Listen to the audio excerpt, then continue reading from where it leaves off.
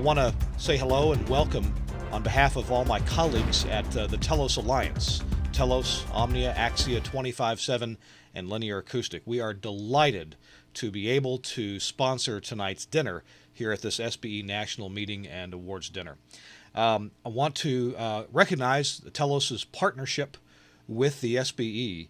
We're part of NS Workshops. Of course, we're part of this program tonight as sponsor of the dinner. And in lots of ways, we get to work with the SBE, and we find that a really terrific relationship. So Joe and John Poray and the entire staff at SBE, thank you for reaching out to us, and thank you for working with us and partnering to promote the values and goals of the Society of Broadcast Engineers. I also want to just take a second to point out that the honorees, the award winners at tonight's function, these are people who have been, are, and will continue to be leaders in the broadcast engineering community. It's important that we recognize what they do, that we examine what they have done and appreciate what they have done, and use them as examples for ourselves as broadcast engineers, as the future leaders of our industry moving forward. So I just hope that you will truly honor and appreciate the award winners at this dinner tonight, and let them know how much you appreciate them and look up to them, and again, use them as role models. John Poray and Joe Snelson, thanks again for this opportunity to work with you on sponsoring this dinner, and have a great dinner. Joe? Welcome back. It's again my pleasure to welcome you to this year's SBE National Awards Dinner, and to those of you who are watching via live stream via the internet. We have enjoyed a wonderful dinner here at Turning Stone, and again, let's thank our sponsor, the Telos Alliance, one more time for their support of tonight's program.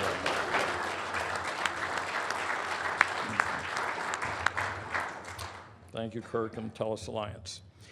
The SBE is governed by a dedicated group of volunteers who serve on the National Board of Directors. Most of the board is with us tonight. I would like to introduce them at this time. Please stand when I call your name, and I ask that you hold your applause until all the members of the board are standing. First, our officers. Vice President Jerry Massey of Greenville, South Carolina. Our Secretary, Jim Leifer of Boynton Beach, Florida. Our Treasurer, Andrea Cummis of Roslyn, New Jersey. Our directors this year include Tim Anderson of Covington, Kentucky. Benjamin Brenitzer of Charlotte, North Carolina. Ted Hand, also of Charlotte, North Carolina. Kirk Harnack of Nashville, Tennessee. And John Heimrell of Suffolk, Virginia. Also serving on the board are Ched Kyler of Fort Lauderdale, Florida. Wayne Pacina of College Station, Texas. R.J. Russell of Tucson, Arizona. Kimberly Sachs of Lanham, Maryland. Eric Schechter of Phoenix, Arizona, and Dennis Wallace of Waldorf, Maryland. Not able to be with us tonight is Gary Klein of Atlanta, Georgia. Completing the board is our immediate past president, Ralph Hogan of Tempe, Arizona. Let's give them a hand.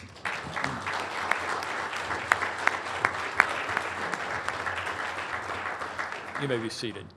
I would also like to take this opportunity to introduce our General Counsel for 34 years, Chris Imlay of Silver Springs, Maryland.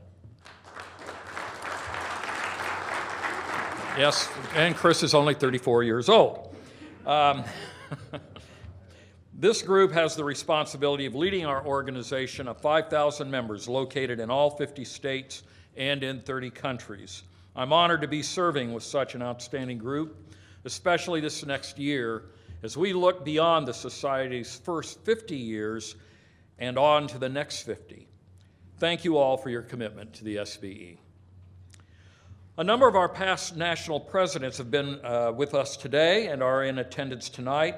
Gentlemen, please stand as I introduce you so we may show our appreciation. I just introduced him as he continues his role as immediate past president. Please welcome Ralph Hogan, who served 2 terms as SBE president from 2011 to 2013. From right nearby in Syracuse, please welcome Vinny Lopez. I don't know if Vinny's able to be in here because he may be at the controls. Oh, someone pointed. I think he's outside, who served as president from 2009 to 2011. A member who served 3 different periods on the board dating back to the 1980s and was president from 2003 to 2005. Please welcome Ray Benedict of Columbia, Maryland. I don't know if Ray is with us tonight. A past president who continues to be very active locally and in our national task groups. Please welcome Ed Miller, SBE president from 1997 to 1999. And finally, we welcome Richard Rudman of Los Angeles, California, whose tenure as president dates back almost 30 years ago, from 1985 to 1987. Please give all these past leaders of SBE a great round of applause.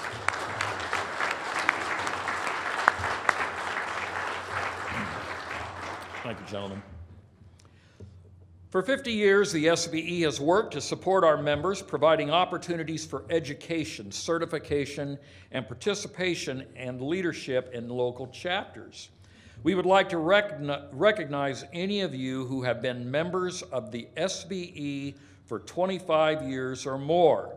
If you have been a member since 1989 or before, please stand and be recognized.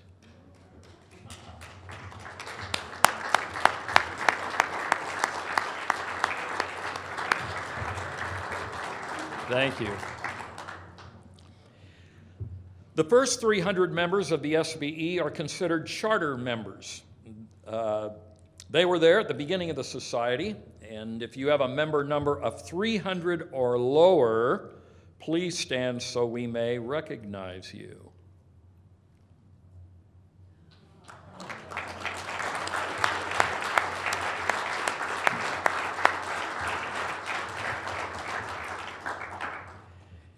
And we're pleased to have a sizable contingent from Chapter 1, the founding chapter, here with us tonight.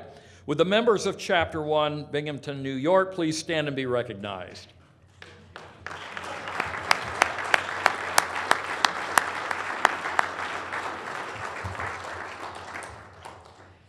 The grade of fellow is the highest membership rank an SBE member can earn. It's not automatic. Candidates for fellow are nominated by the membership and elected by the national board. We will be recognizing one of our new fellow members later this evening. We also have a number of current SBE fellows with us tonight. Would all of our current fellow members in attendance please stand and be recognized?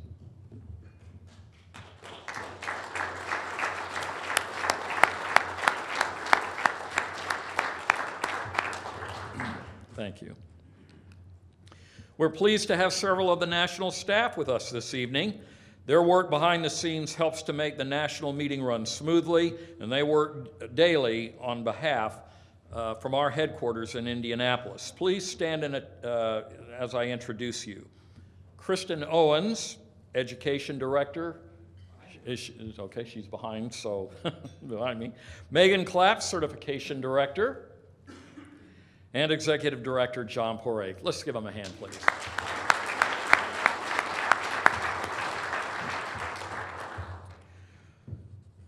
The broadcasting industry has many membership organizations that represent individuals, broadcast stations, and suppliers within the industry. We are honored tonight to have a key leader of one of those associations with us tonight.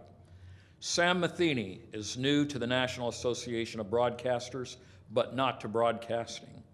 He is Executive Vice President and Chief Technology Officer at the NAB, a position he began in August. He leads the NAB technology team in its efforts to promote innovation in the industry and propel broadcast technology into the future.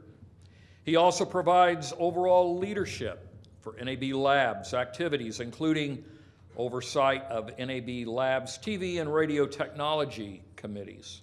Sam is a member of the Board of Directors for the Advanced Television Systems Committee and serves as chairman of the ATSC 2.0 Specialist Group for the Next Generation of Digital Television.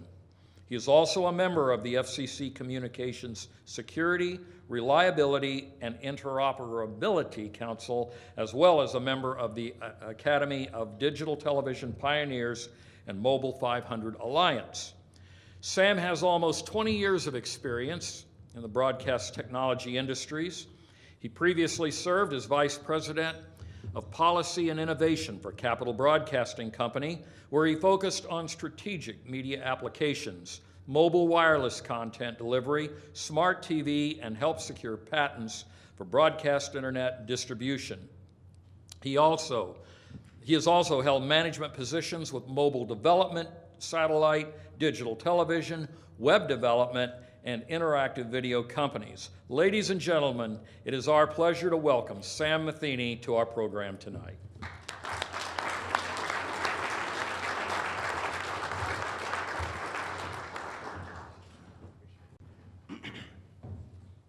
Thank you very much. It's a great honor to be here tonight, and I'm delighted to have the opportunity to talk with you all and to share some perspectives of the things that we're working on at the NAB in my new role. I'm especially glad to be here because being here, I know that I'm in a room of builders, I'm in a room of doers, I'm in a room of problem solvers, and I'm in a room of people that make things happen. And so that can be a bit intimidating. At the same time, it is invigorating. And so I'm excited about broadcast engineering and about SBE and about the opportunity to be here to celebrate the 50th anniversary. I do want to give a special thanks to John Perret for inviting me to talk with you all, to Joe Snelson for his leadership, also to Christopher Bakura for also, I believe, having me here to talk with you all as the Chapter 22 chairman. So the NAB and SBE have a long and strong relationship. We've been in partnership for over 2 decades, and it was in 1992 that there was an SBE Day at NAB. And SBE, actually provided the content and programmed that day, and then that grew into a much larger relationship, which was the World Media Expo from '93 to '96, and that World Media Expo engaged a lot of other divisions or organizations, and then that turned into probably the relationship that we have today, where in 1997, SBE became a permanent part of the NAB in terms of working on the Broadcast Engineering Conference Committee. And that is one of our strongest conferences at NAB and a real point of pride for the NAB, and I hope so for the SBE as well. What I want to talk about tonight, first I'm going to kind of take a look back at some of the years past. I'm going to then talk about the current state of things and maybe a little look at the future. And that's going to include some of the challenges that we have in front of us, as well as some of the opportunities. But looking back, you cannot look back on broadcasting, and in particular broadcast engineering, without talking about John Battison and the role that he played in founding and helping to get started this great organization back in 1964 with its founding at an NAB convention, by the way. And so it was that type of doer, of visionary, of problem solver that makes me so excited to be in this room today, because I see all of that in you all as well. But today, that first interested group of 100 people, as Joe was talking about, has turned into well over 100 chapters in an international organization with over 5,500 members. So it's seen great growth, and I think that really speaks to the value of SBE and what it provides to its membership, because you don't have that type of that type of international growth without being a meaningful organization. And if you look back across that time, whether it's radio and the development from AM to FM and to more recently into HD radio, and then looking at what stations are doing today with streaming, or you look at television and the move from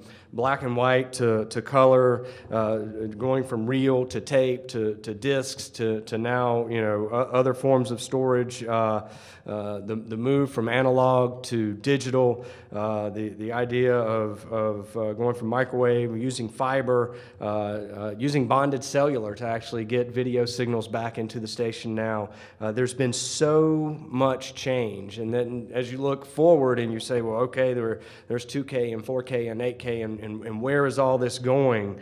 You know, there is a great need for education, and that has been a vital role that SBE has played. And 37 years ago was when the first certification program started, and so many folks have been trained and benefited from the SBE certifications, and today there are just dozens of courses that really keep broadcasting a vital and highly technical arena that continues to thrive. And so one of the things that I love about my time with engineers and engineering at television and radio stations is the personalities and the underlying just knowledge that there's a fundamental desire to share, right? There's a fundamental desire to help, there's curiosity, and there is innovation. And you know, as I thought back about different examples that I might use, you know, I was at Capitol Broadcasting for 19 years and worked with a number of great engineers and really smart folks that got to do a lot of different things. In particular, I was able to work on a lot of the first digital projects and work with folks like Tom Beauchamp and Craig Turner and then later Pete Socket, and a lot of fun things, from putting the first HD signals on the air to launching experimental mobile television. But one of the projects that I want to talk about that I had a lot of fun with really exemplifies, you know, that desire to share. And it's not about Capitol Broadcasting. It was about when I was on a project working with Intel. And so we had partnered with Intel, and Intel had a Center for Datacasting Innovation. And back in 2000, through our satellite division at Capitol Broadcasting, a company called Microspace, we had partnered with both WREL and a lot of the people that I had mentioned, as well as Intel out in Santa Clara. And Intel had put together a relationship with KICU, and they were tied together via fiber and were datacasting to the entire Bay Area. And the chief engineer at the time was David Lingenfelter.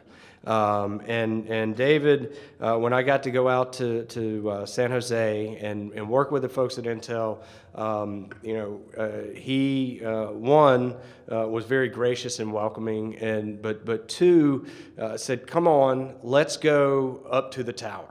Let's go see, you know, where this is working." And so back in Raleigh, you know, we had a 2,000-foot tower on a megawatt transmitter, and so for me to go out to California and to be able to see the way that the towers were much shorter because they were already up on mountains, and the type of coverage and the terrain and just really a different way of doing things was really a lot of fun and really exemplified, you know, the engineer's desire to share and teach and also learn. But the project that we were working on with Intel was for a couple of demonstrations. So we were trying to demonstrate new technology and what the possibilities for digital were, beyond just doing high-definition television or you know, the minimum requirement of an SD channel. What type of data could we put in there?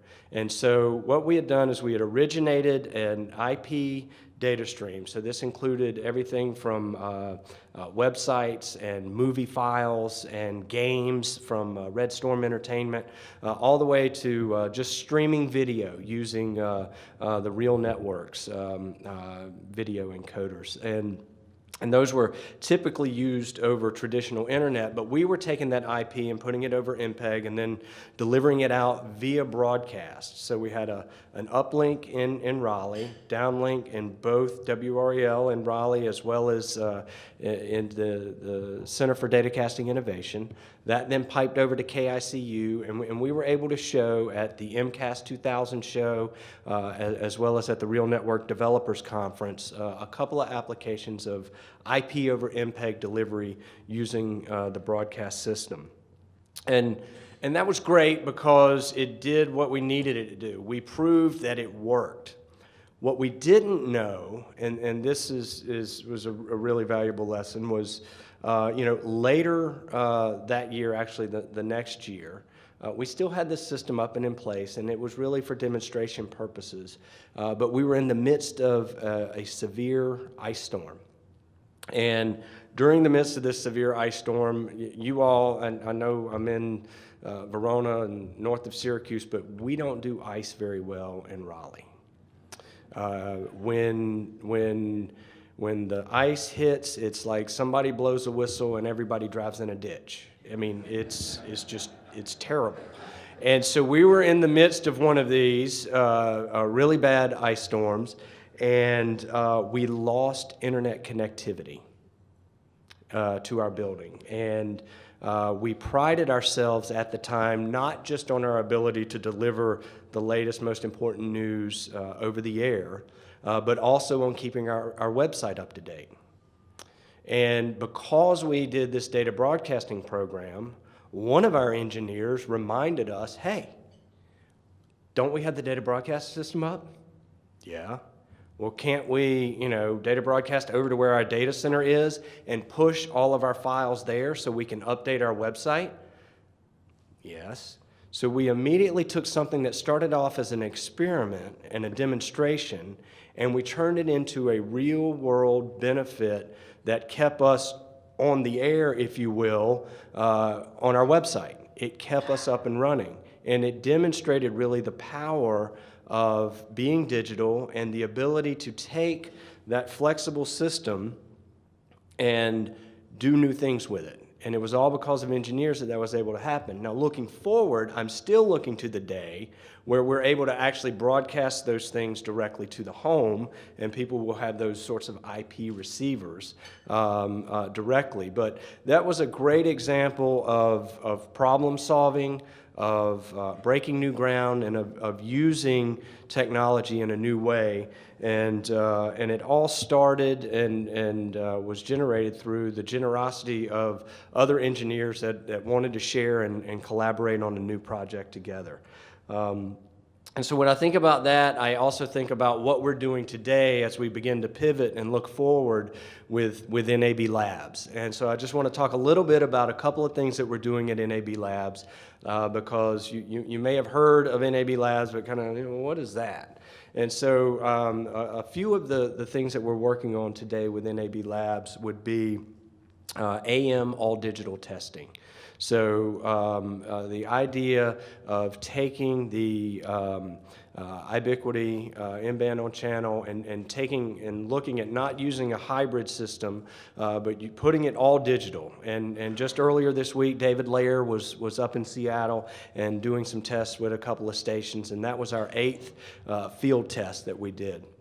And we're collecting that data, we're gathering it all up, and we're preparing it to present to our radio members as well as our board members, and then ultimately if they decide to take it forward, it'll lead to some efforts with the FCC. But there's field tests and lab tests that could really benefit a large number of radio stations across the country if they choose to adopt it. But it's about, gathering that learning. Another example is on the television side is we are testing DVB-T2, which is not the current modulation system that's used certainly in the U.S., but is used in some European countries. And we're testing it in Baltimore and have run field tests. Dennis has actually been assisting us with some of that. But NAB Labs has defined those tests, has put them out there, and we've been testing for 4 different scenarios using different configurations to find out what is mobile reception like using DVB-T2 under a certain setup. What is indoor reception like? What is fixed reception like? How does it compare in all the different environments that we may want to use it as we look to the next generation of broadcasting for television and hope to have more of a slidable scale, if you will, of ways to configure the system. And so NAB Labs is doing that sort of experimentation now and are pretty excited about it. And the reason we're excited about it is because of some of the challenges that we're facing as an industry. I mean, it's no surprise that the FCC has not been a great friend to broadcasting as of late. We're under a lot of pressure regarding spectrum and regarding how we operate our businesses and what the best use of that spectrum might be. And a lot of that is coming from internet viewing. They're saying, oh, well, the internet is the new thing. Mobile broadband is the new thing. Let's go there. And so, we have to do a lot of work on that. But as we look at those sorts of patterns, I do think it's worth taking an honest look and saying that, right now there are about 4.5 hours a day of television viewing that take place in our country. And then mobile and internet viewing has grown to 2.5 hours. So they're at about 55% of the hours or time spent.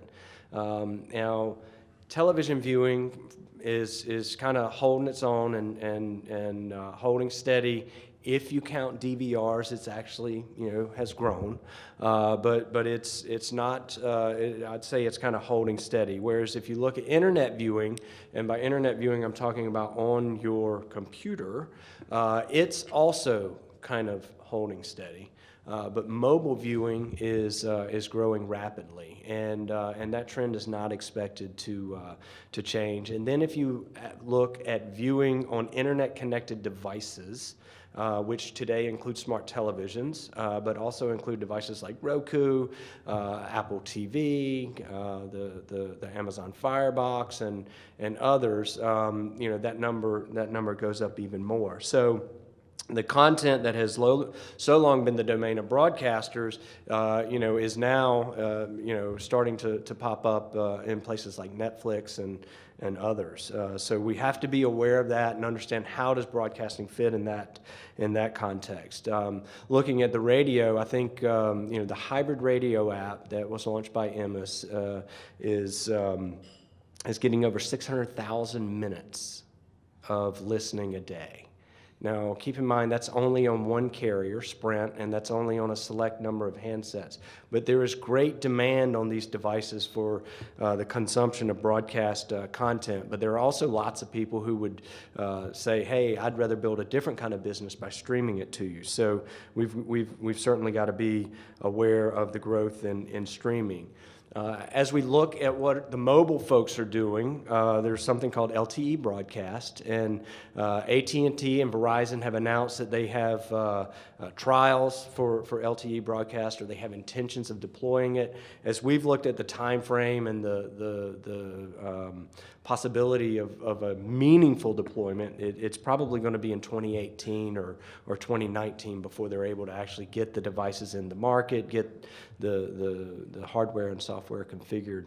But as you look at that, some folks say, hey, what's happening? Is the cell network now going to become a broadcast network? And what does that mean for broadcasters? So we've got a lot of challenges, a lot of potential competitors. It's a very fluid landscape, but we are also in a great position because of the very nature of broadcasting and the strengths of having our one-to-many distribution system. And we're looking to improve that. So the last digital transition, right? We went from standard definition to high definition. We went from 2 channels of audio to 5.1 surround sound. We went to the ability to do things like IP delivery, such as I was describing earlier. Now we're looking for ATSC 3.0. And we're looking at, what could the next generation of television look like? And one of the things that we're talking about is a switch from VSB to OFDM as a modulation technique. We're talking about IP transport. So instead of an MPEG-2 transport layer, looking at an IP transport layer.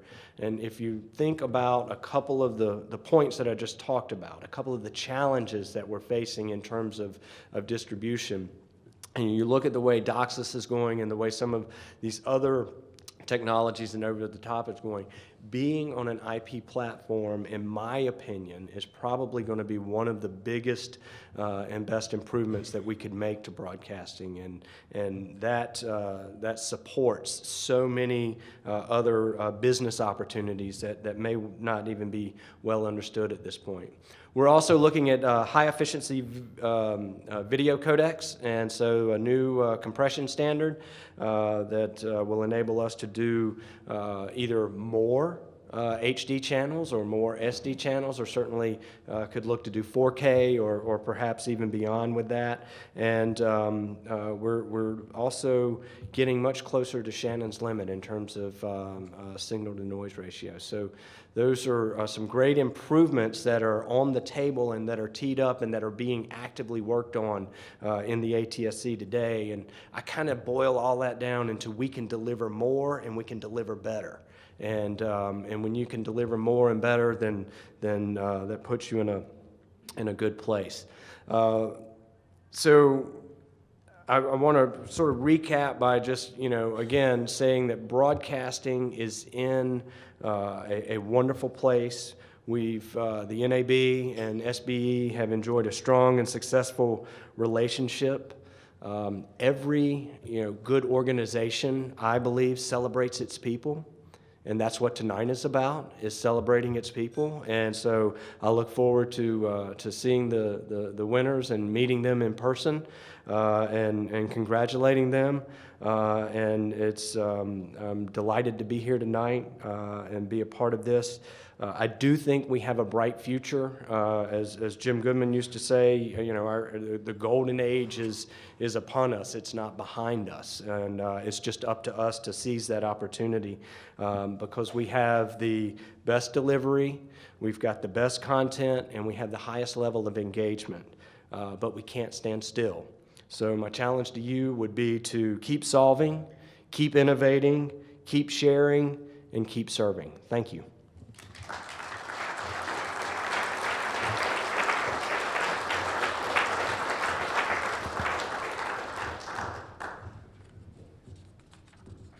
Thank you, Sam, for sharing your insights and where broadcast technology is headed in the future, and for sharing with us the activities of the NAB technology team. And at this point, I'd like to please accept this, ask you to accept this token of our thanks and appreciation for your presentation tonight. Great.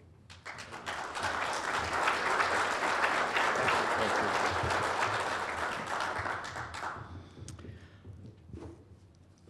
Before we begin our awards presentation, I'd like to take several moments to recognize our host, Chapter 22 of the Central New York chapter, and the roots of the Broadcast Technology Expo go back to 1970 when Chapter 1 first staged a regional event in the southern New York State town of Owego. Beginning in 1972, the event moved north to Syracuse, and ever since, was operated by Chapter 22 of Central New York. Chapter 22 was chartered in 1969, led by the late Paul Barron, Director of Engineering at WCNY TV in Syracuse, and a group of station engineers and equipment manufacturers from Syracuse and the surrounding counties of Central New York State. The organizational meeting was held on October 30th, 1968 at the studios of WCNY Television. At that first gathering, 29 potential society members attended, including SBE National President Al Chismark, who was the chief engineer of WNHEN TV in Syracuse and National Executive Secretary, and Charles Hallinan of WKOP Radio in Binghamton, New York. The Broadcast and Technology Expo is the only totally independent, volunteer-managed regional event of its kind in the country. Over the years, the members of Chapter 22 have planned and carried out the event, moved locations, and other aspects of the event several times, all with the goal of proving the best possible regional program for SBE members and others in the media field. We would like to thank members of Chapter 22 who are attending tonight. Please stand so we may recognize you.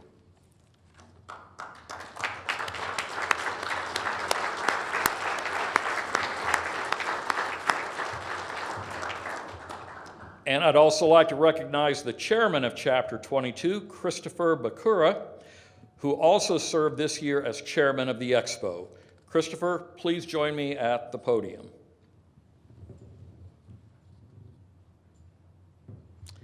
We are very appreciative of the support that Christopher, his committee, and the rest of the chapter has provided to the National SBE by hosting our 50th SBE National Meeting. Christopher, please accept our sincere thanks and tremendous efforts made by you and your fellow members of Chapter 22 for the hospitality you have all shown us these past few days.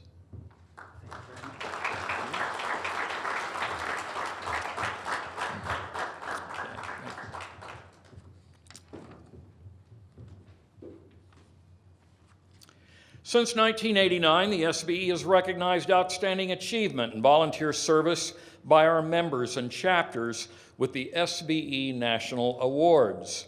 The dedication of individual members and chapters working to make the field of broadcast engineering and the SBE stronger and more effective is admirable and worth our recognition. Tonight, we'll recognize a number of SBE chapters and individual members for their outstanding achievements during the past year, and for one, over the span of his broadcasting career. John Heimerl, member of the National Board of Directors, served as this year's National Awards Committee chairman. John, please join me at the podium to assist me with the presentation of the awards recognizing our chapters. Serving with John on the awards committee this year were Andrea Cummis, Chapter 15, New York City, Joe Davis, Chapter 54, Hampton Roads, Dale Gaiman, Chapter 41, Akron, Pennsylvania, and Ted Hand, Chapter 45, Charlotte, North Carolina. Award winners were selected from nominations received by the committee. Thank you, Joe. Thank you, John. It is always a pleasure to recognize our brightest, our best achievers with these honors. And these awards recognize work and achievement of individuals and chapters which occurred from June 1st of 2013 through May 31st of 2014. Some of the award categories recognize 2 chapters based on their size.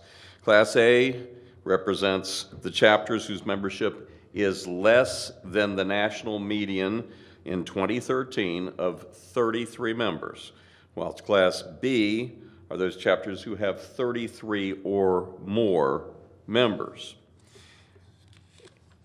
And a number of our chapter winners are not present in person this time. However, these awards are going to be accepted on their behalf by members of the National Board who serve as their liaisons, or members from the same chapter tonight. And after you've received your award, please stay, because we will get a group photo of everybody with our president. And so it's time to do the honors. The greatest membership growth by percentage in Class A, Chapter 136, Rio Grande Valley. The chapter chairman is Peter Hoaxum, and accepting for Chapter 136 is Board Liaison Wayne Pesina. Wayne, please join us.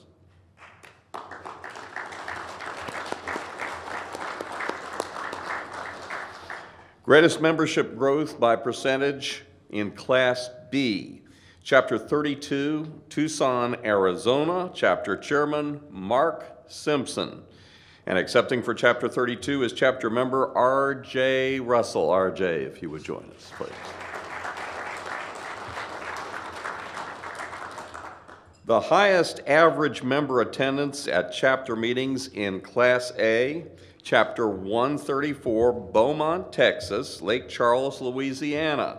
Chapter chairman, Wayne Ozio, and accepting for Chapter 134, also Wayne Pesina. So make the trip across the stage, and thank you, Wayne.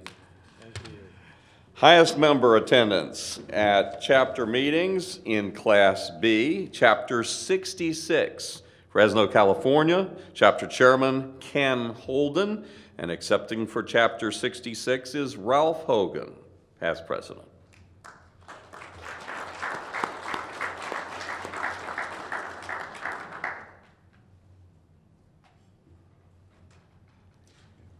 One of our favorite awards is the most certified chapter, something we aim to try to increase every year.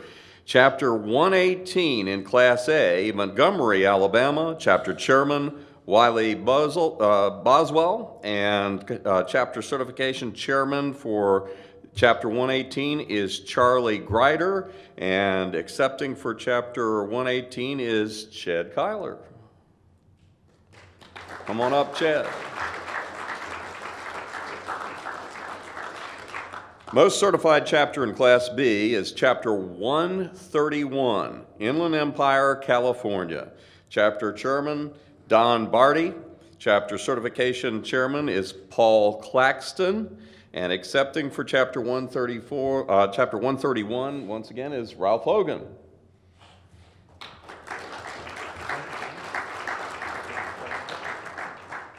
Best chapter website. And we always have good competition for that. This year, Chapter 16, Seattle, Washington, chapter chairman Martin Hadfield, and accepting for Chapter 16 is Chapter 36 member Jim Dalkey.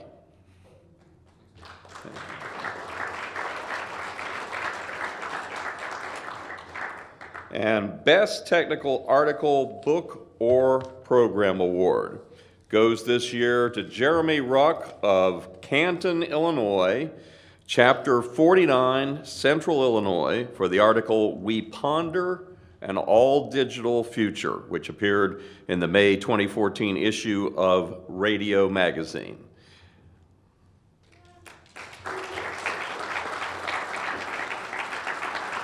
On behalf of the Society, we congratulate all of you folks for your individual and chapter accomplishments. Please remain up front for a few moments for the group photo, and we indulge your patience while we do that. 2 rows.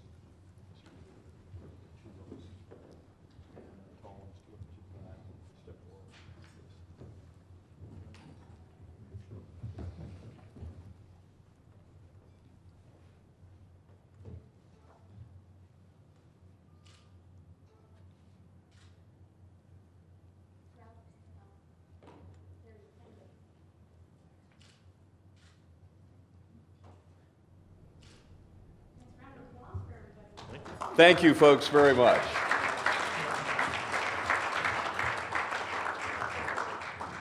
And now we return to our regularly scheduled president, Joe Snelson. Thank you. Thank you, John.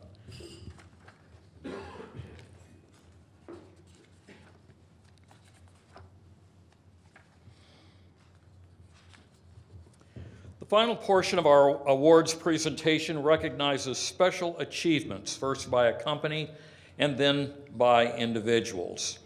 The SBE Technology Award recognizes a company or individual that has created or used technology to advance the art and science of broadcast engineering.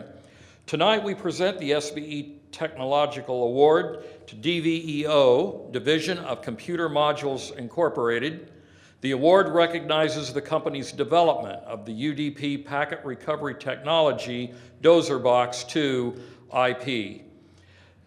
In most regions of the world, public internet infrastructure is not reliable and drops video packets, and public routers do not prioritize video traffic well enough. DVEO's patent-pending Dozer technology routes video through the public internet in a unique way. It does packet recovery of UDP packets via a new technique where 10-plus packets are recovered.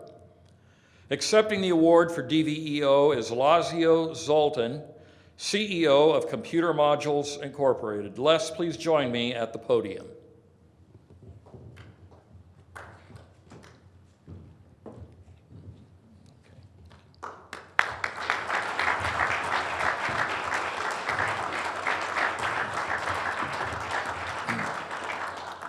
Advances in technology wouldn't take place without the efforts of companies like DVEO.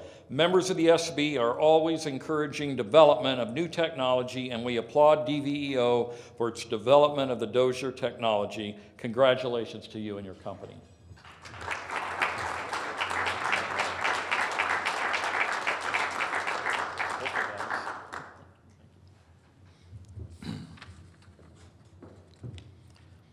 The James C. Woolliman SBE Educator of the Year Award recognizes one individual each year who has shared knowledge and expertise with others through the classroom, as an author of articles or books, or as a seminar instructor or leader.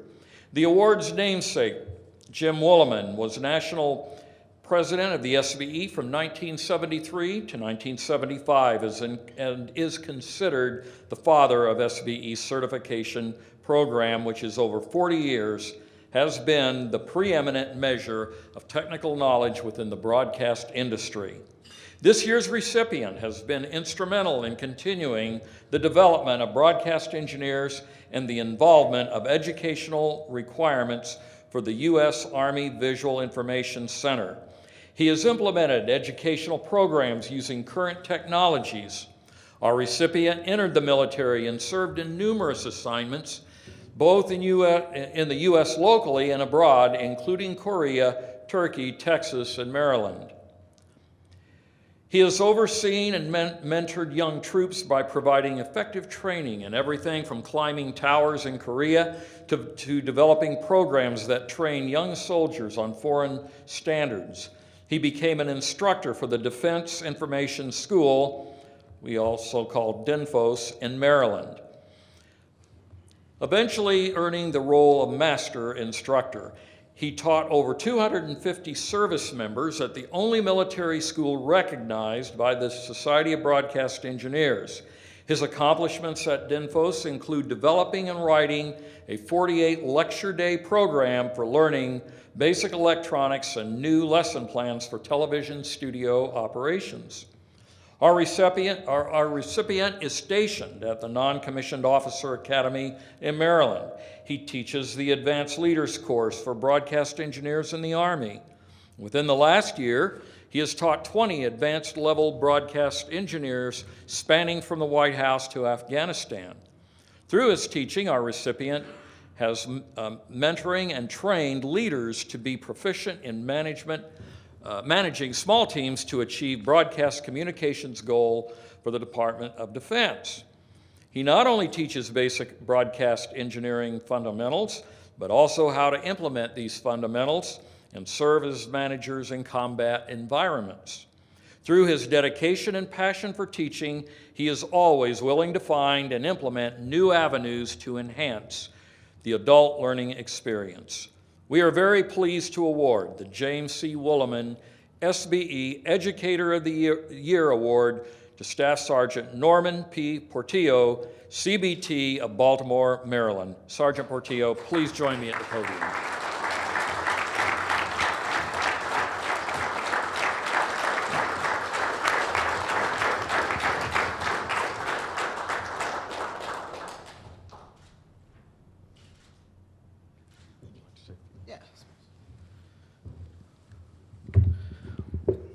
First things first, I want to thank my wife. If not, it'll be a long ride back to Maryland. I usually tell my students that you guys are technicians, but not only that, you guys are dangerous because you have guns. So imagine that in your mind. So with that, with my years of teaching students, spanning from deployment, in technical environments and everything like that, they've been to Afghanistan and Iraq. They've gone through some hard times, and the Army has demanded a lot from them for the last couple of years. And many of y'all know that throughout the last couple of years, the unemployment rate for veterans is pretty high compared to the civilian sector. So about a month ago, I got a call from one of my students, and he was like, Sergeant Portillo, thank you so much. I'm like, oh, what do you mean? He's like, I got the job. I'm like, thank you. And he started thanking me because I was always hounding my students, turn in that CBT certification, turn that CBT, it's gonna help you. It's gonna help you for promotion, it's gonna help you to network. And he called me and he got a job at a CBS affiliate. And this soldier I know personally, he deployed twice to Afghanistan. It got to my heart really hard because without SBE, most likely he probably wouldn't have been marketable for the job. So I want to say thank you to SBE for working with vets to make sure they maintain their certification and giving them the recognition that they deserve, and also giving them the credentials to make them marketable in the civilian sector. Thank you.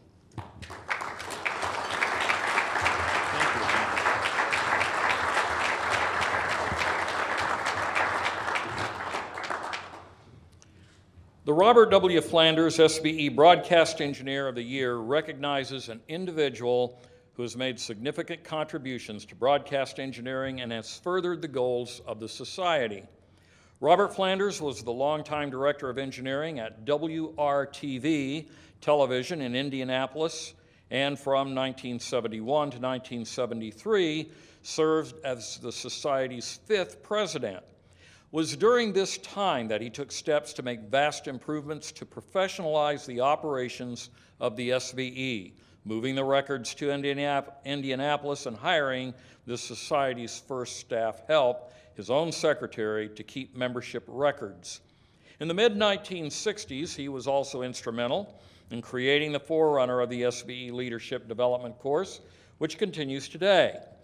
This year's recipient was chosen among 11 nominees for the award, who themselves had been named for their chapter engineers of the year. Begun in 2013, the Chapter Engineer of the Year Award seeks to eventually recognize the accomplishment of members of all SBE chapters. This year's national recipient has been a member of the SBE since 1998, holding SBE member status and holds 4 SBE certifications, including Certified Professional Broadcast Engineer, AM Directional, 8 VSB, and Certified Broadcast Network Technologist. His service to Chapter 16 in Seattle has been long and significant, including as a chapter board member and past chapter chairman. He is also very active in the industry outside the SBE, including as a member of the Washington State Emergency Communications Committee and its Technical Advisory Committee. He operates his own broadcast services company and serves as an inspector for the alternative broadcast inspection programs in the states of Washington and Oregon. He is an FCC maritime radio inspector and Coast Guard licensed maritime radio officer. He's also an associate member of the Association of Federal Communications Consulting Engineers. Our recipient holds an FCC General Radio Telephone ticket and is licensed for the Global Maritime Distress and Safety System. He holds a commercial radio telegraph operator license with ship radar endorsement, and he is a licensed amateur extra class operator, W7PB. There is yet one more authorization he holds as the licensee of a maritime coastal station, KDR, which is authorized to broadcast CW transmissions on 500 kilohertz and 482 kilohertz at 5,000 watts.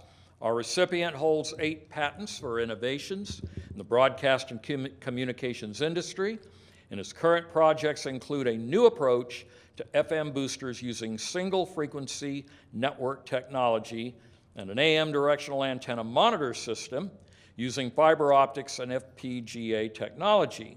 He has presented papers at several NAB broadcast engineering conferences. Ladies and gentlemen, it is my pleasure to present the 2014 Robert W. Flanders SBE Broadcast Engineer of the Year Award to James Dahlke, CPBE 8VSB AMD CBNT of Bellevue, Washington.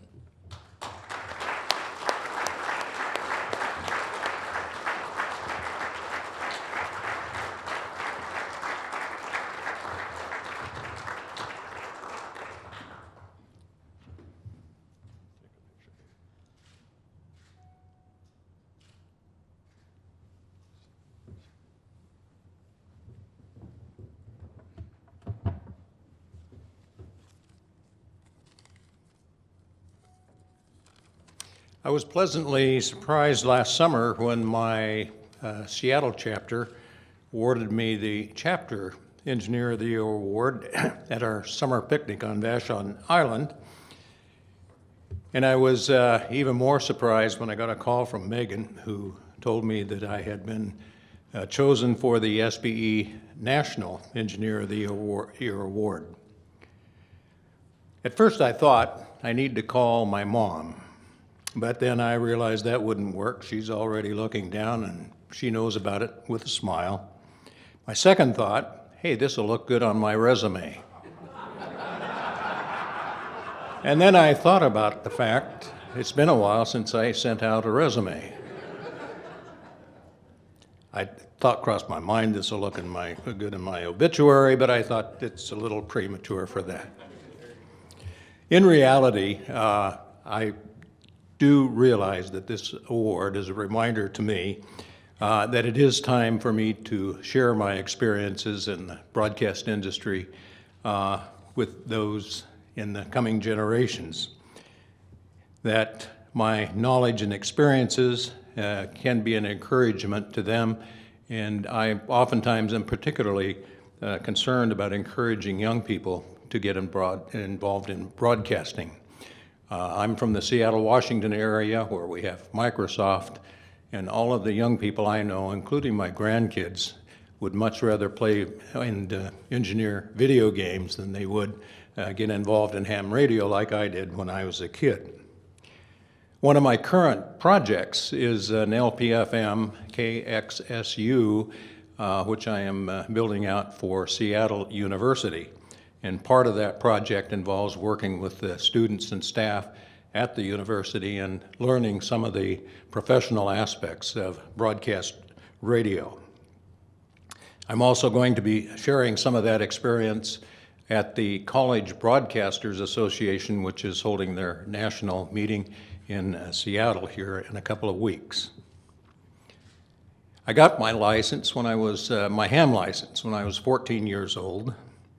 And I got my first class radio telephone license at the age of 17, and I've been involved in broadcasting one way or the other ever since. I can truly say today that I'm doing what I dreamed about when I was a kid.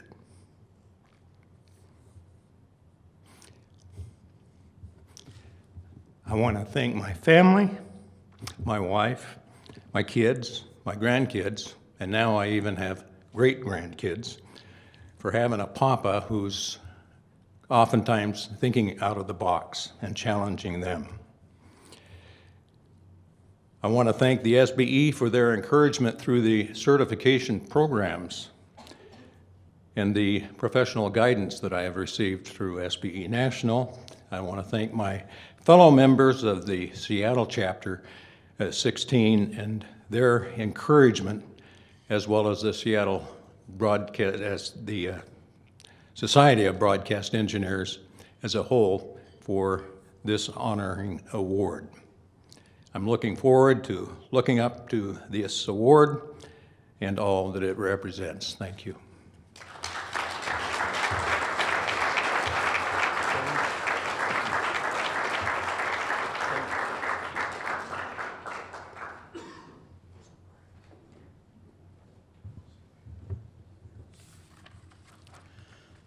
The highest honor of the Society of Broadcast Engineers can bestow is that of the membership rank of Fellow. It is a recognition of conspicuous service, dedication, and valuable contributions to the advancement of broadcast engineering over an extended period.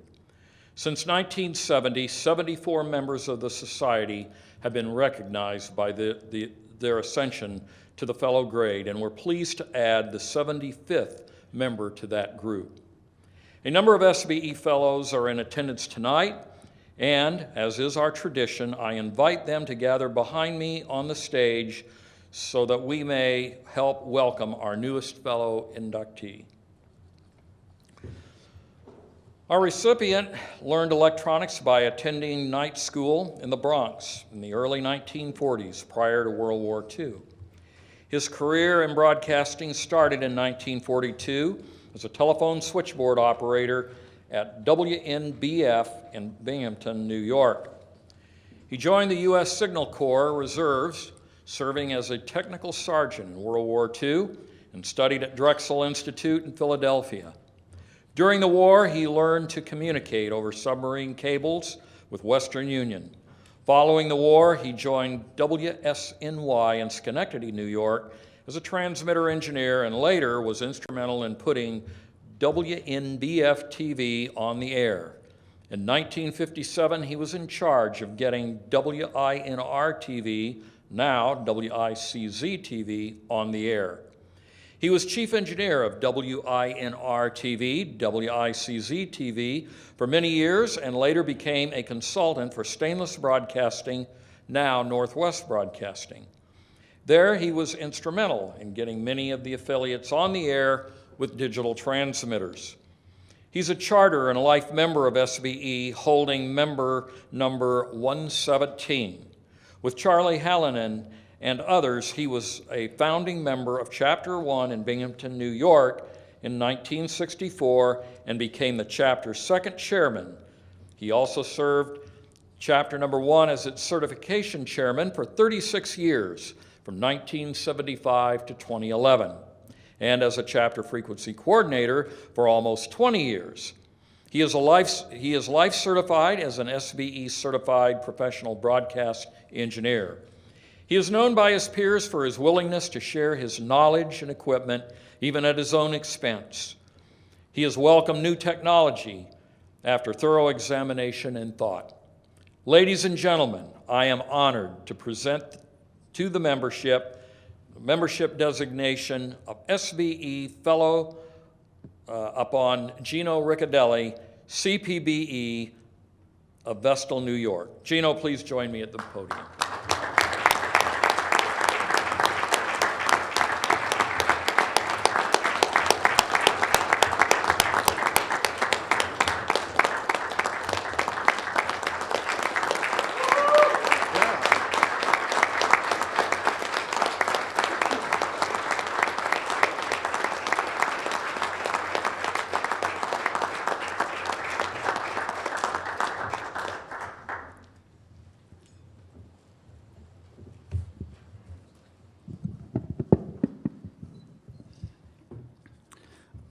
First of all, I want to thank the Board of Directors for this honor that they bestowed on me. And I was very surprised when the secretary called me on the phone from NAB and told me that they were going to make me a fellow. And I couldn't believe it at first, but then after thinking about it for a while, I realized that it was really coming true. As you well heard, some of my career that I went through by being in the Army, United States Signal Corps, and I was known as a submarine cable technician. People always ask me, was it a submarine in the water? I said, no, it's a cable laid at the layer of the sea or the ocean. And one of the projects that I was given at the time was with 2 other technicians. We built 4 terminal units to be used for cables going between Algiers, southern France, and Italy. And each week I would go up and down Algiers, Tunisia, and Libya, check the cables to make sure the Germans hadn't destroyed them. And I went up and down for quite a few months.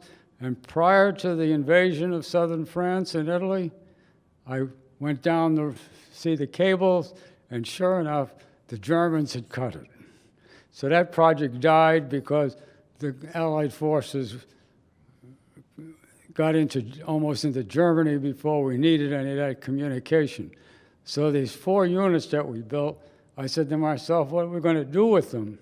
Finally, I got the word, they're going to go to Malta, the island of Malta, and you're going to work with the British Navy and get a cable going from Malta to Libya.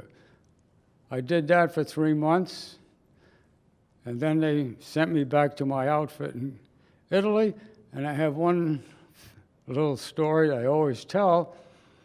My last project in the Signal Corps was to refurbish what we call walkie-talkies, which are the Seafold's cell phones of today, except these things were about 1 foot long.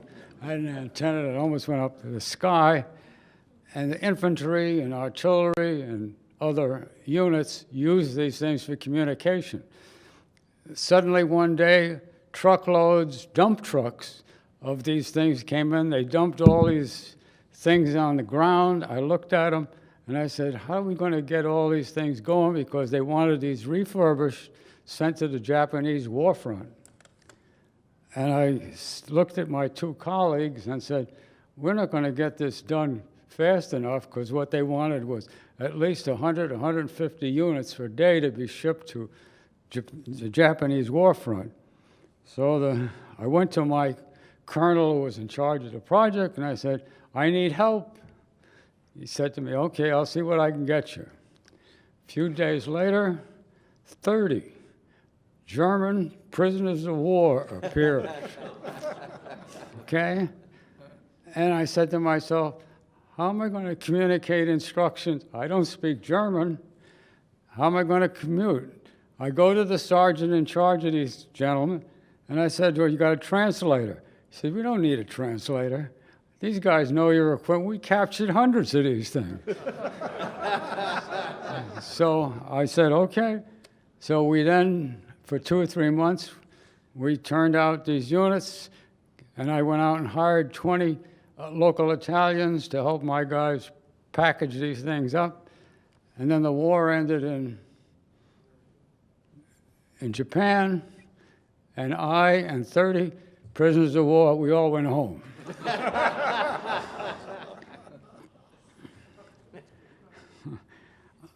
I have a career of, I'm coming to the end of it, I think. I don't know yet, because nobody's told me this yet.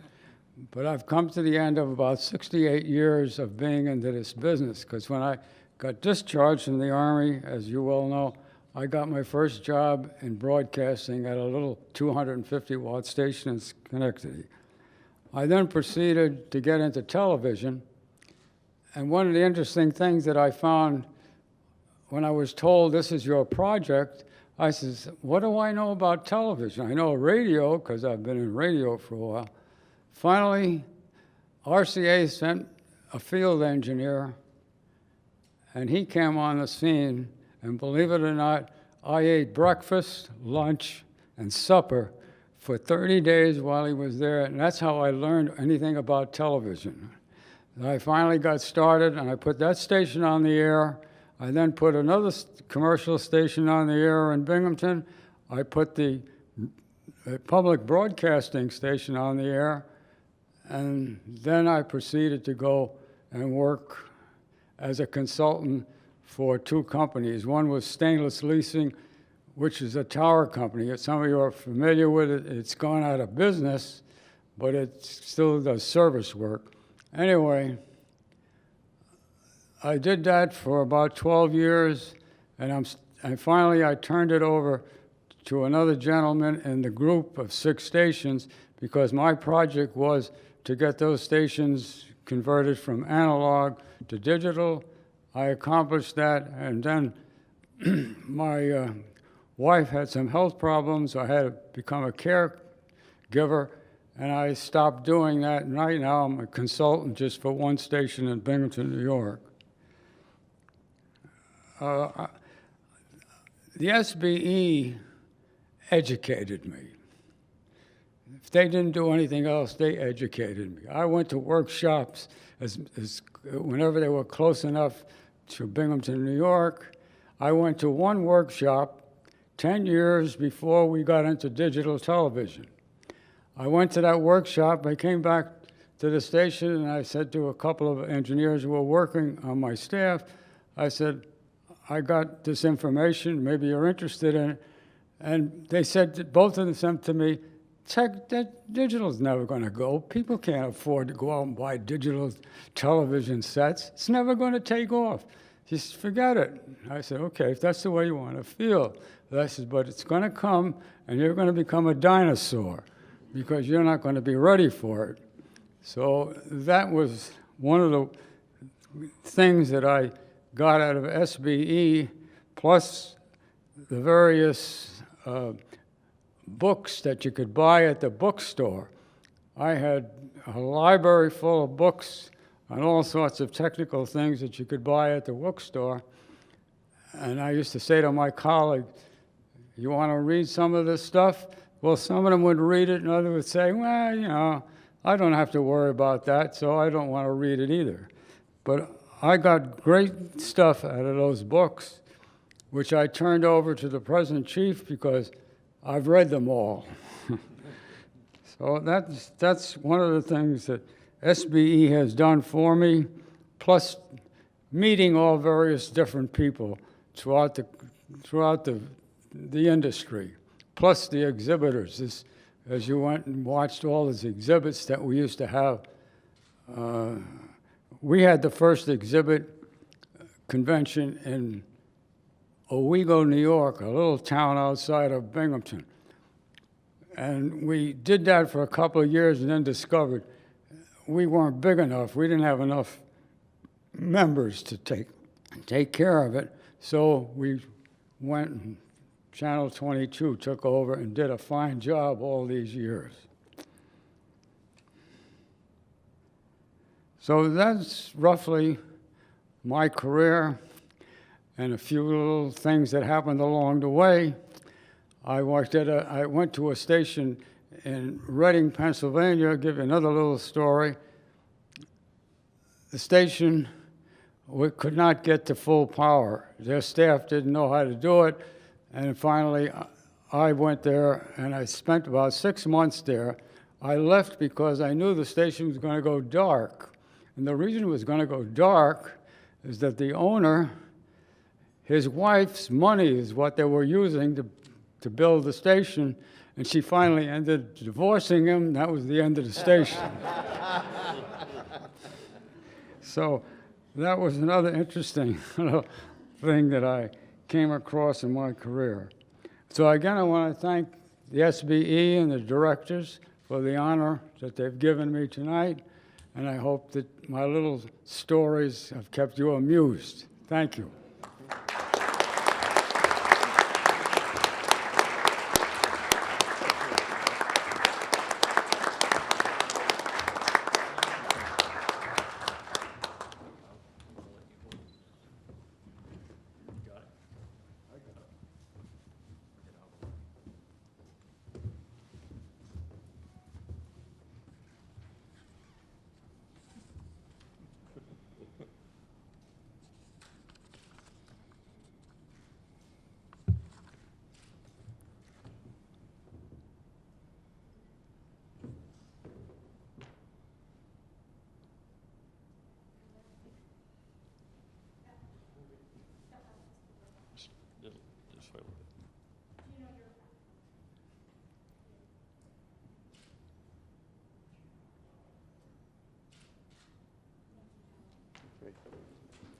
Congratulations and welcome, fellow Saul. Good job. Long overdue. Welcome.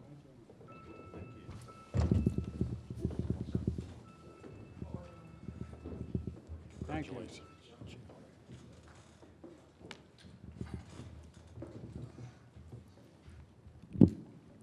This brings to a close our National Awards Dinner and 50th SBE National Meeting.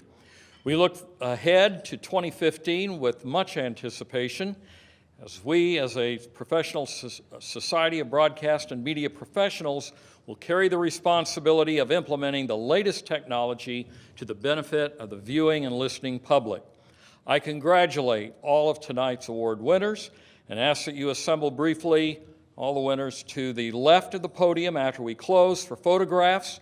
I would also like to express our sincere thanks to Sam Matheny for his presentation tonight, to our awards dinner sponsor, the Telos Alliance, to our host, SBE Chapter 22. Finally, my thanks to all of you for attending the national meeting here in Verona, and to those who have been watching via the internet. I hope you'll plan to be with us again next year when the 51st SBE National Meeting will be held with Chapter 24 and the Wisconsin Broadcasters Clinic in Madison, Wisconsin. Good night, everyone. Thank you.